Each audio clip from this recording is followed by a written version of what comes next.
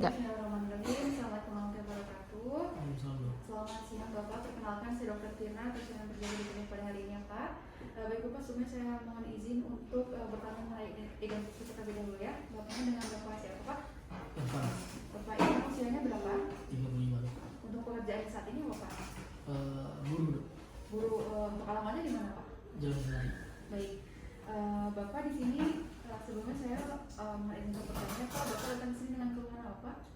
Jadi saya sekitar 3-4 hari yang lalu saya ngerasain nyeri di bagian telinga kiri saya. Baik, itu udah dari kapan Pak?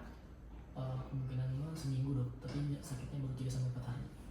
Sebelumnya apakah pernah terjadi Pak atau baru pertama kali? Baru pertama kali. Baru pertama kali. Baik Bapak, kalau gitu saya akan melakukan pemeriksaan pada telinga Bapak ya Pak. Jadi saya mungkin akan melihat dan juga mungkin akan memasukkan alat ini ya Pak ke telinga Bapak. Pemeriksaannya tidak akan menyakitkan dan saya akan memeriksa pada kedua telinga Bapak. Apakah Bapak bersedia? Bersedia dok. Baik, kalau begitu sebelum melakukan pemeriksaan saya akan melakukan cuci tangan terlebih dahulu dengan menggunakan 6 langkah WHO. Lalu setelah itu pastikan kita gunakan masker dan juga gunakan handphone sebelum kita memeriksa pasien.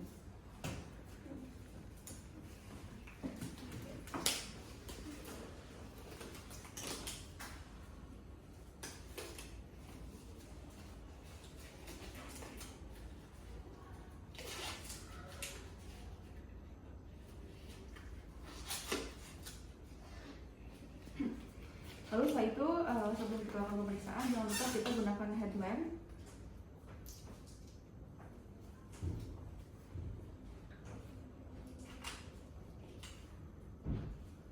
Dan kita pastikan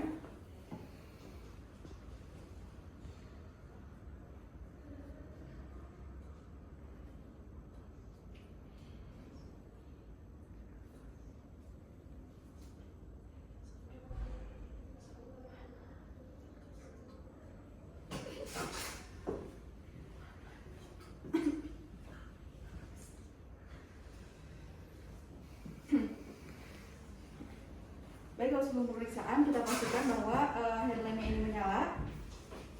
Lalu kemudian kita lakukan pemeriksaan pada telinga pasien. Di sini kita mulai pemeriksaan dari telinga yang sebelah kiri.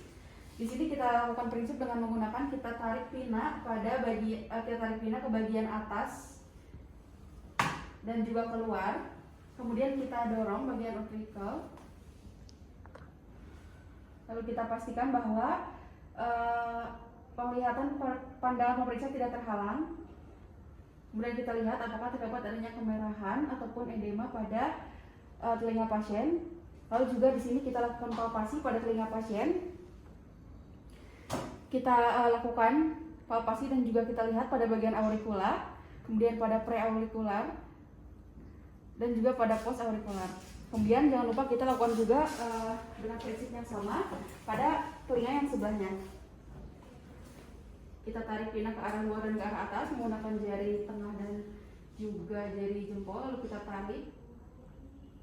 Pastikan pandangan pemeriksa tidak terhalang. Kemudian juga kita jangan lupa lakukan palpasi pada bagian aurikular, preaurikular, aurikular dan juga postaurikular pada pasien. Apakah terdapat adanya kemerahan, edema ataupun adanya kelainan pada telinga pasien. Bapak, pemeriksaan ini tujuannya dilakukan untuk melihat ya Pak, apakah terdapat adanya kemerahan ataupun bengkak pada telinga Bapak ya Pak. Baik, lalu selanjutnya kita lakukan pemeriksaan dengan menggunakan otoskop. Di sini kita lakukan dengan prinsip yang sama, di mana kita tarik juga bagian pina ke arah atas dan ke arah luar. Kemudian kita pastikan bahwa pandangan pemeriksa ini tidak terhalang dan kita masukkan otoskop ini ke dalam telinga pasien. Kemudian kita juga lakukan pada sisi yang sebelahnya.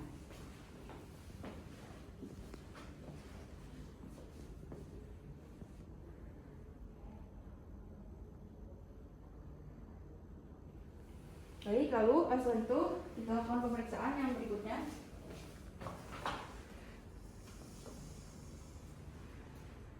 Di sini kita akan melakukan pemeriksaan voice test, di mana kita pemeriksa itu duduk di 1 meter dengan berdiri 1 meter dari pasien. Di sini kita minta pasien untuk menutup bagian telinga yang tidak diperiksa menggunakan jam supaya mencegah tidak adanya suara yang silang. Bapak punten. Boleh untuk pegang ya Pak jam ini dan dekatkan kepada telinga Bapak yang sebelah kiri.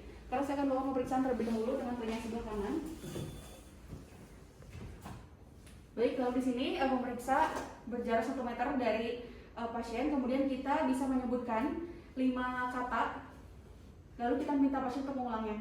Bapak, saya akan menyebutkan beberapa kata ya Pak. Bapak silakan untuk mengulanginya ya Pak. Pensil, meja, kursi, gorden, pena. Baik, di sini pasien dapat menyebutkan 80% dari kata yang disebutkan, sehingga pada telinga kanan ini didapatkan tidak adanya kelainan. Kemudian juga kita lakukan pemeriksaan pada telinga yang sebelahnya. Bapak punten, boleh untuk jamin ya dipindahkan ke bagian sebelah kanan. Di sini kita sebutkan kembali kata seperti prinsipnya masih sama. Pensil, meja, kasur, jemuran, alarm. Baik, di sini pasien tidak bisa menyebutkan 80% kata dari yang disebutkan. Ini menandakan adanya kelainan pada telinga kiri pasien. Baik, selanjutnya di sini kita akan melakukan pemeriksaan rhino test. Dimana di sini kita gunakan garpu tala. Di sini kita yang pertama kita getarkan garpu tala, kemudian kita tempelkan pada bagian mastoid pasien. Bapak, nanti saya akan memberikan getaran kepada telinga Bapak bagian belakang ya Pak. Nanti apabila terdengar suaranya Bapak boleh mengangkat tangan ya.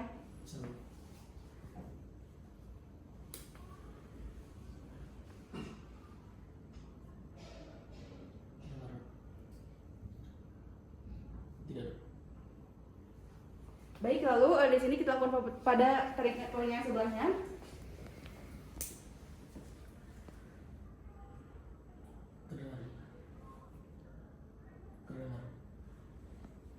Baik, lalu selanjutnya untuk pemeriksaan rhino test ini didapatkan tadi pada pasien. Untuk telinga yang sebelah kanan ini hasilnya negatif, dan untuk telinga sebelah kiri ini hasilnya positif. Untuk selanjutnya kita akan melakukan pemeriksaan Weber test, di mana di sini kita masih menggunakan garpu tala, kemudian kita getarkan juga untuk garpu tala ini. Lalu kita letakkan di bagian tengah dahi pasien. Bapak punten ya. Bapak punten, boleh sebutkan untuk getaran atau suaranya ini lebih ke arah yang mana Pak, ataukah terasa sama? Lebih ke arah kiri dok. Baik, di sini pasien mengeluhkan bahwa saat digetarkan garpu tala suara lebih mengarah ke arah kiri, ini menandakan adanya lateralisasi ke arah kiri. Baik, lalu selanjutnya kita akan melakukan interpretasi dari diagram. Baik, di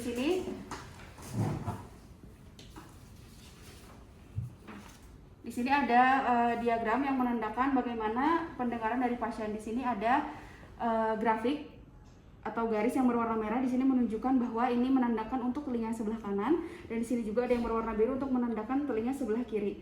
Di sini untuk air conduction pada telinga kiri ditandakan oleh tanda X, dan juga untuk bone conduction ini ditandakan oleh tanda kurang dari, dan untuk pada bagian sebelah kanan ditandakan oleh tanda bulat, dan juga untuk bone conductionnya ditandakan oleh oleh simbol lebih besar.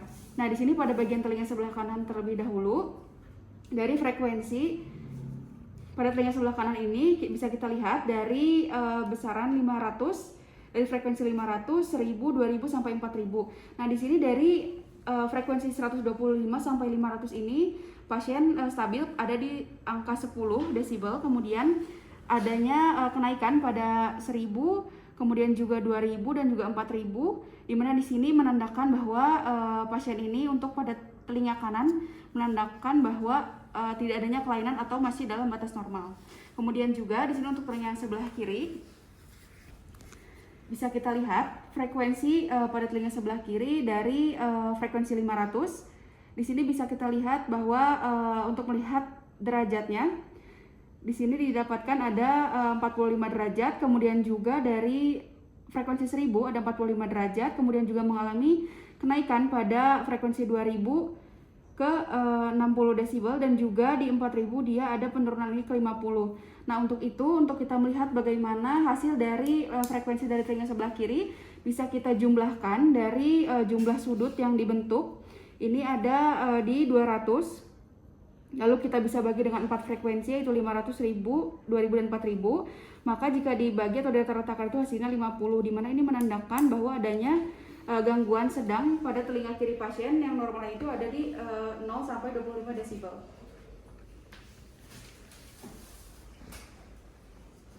Baik, alhamdulillah. Bapak, untuk pemeriksaan kali ini telah selesai ya Pak.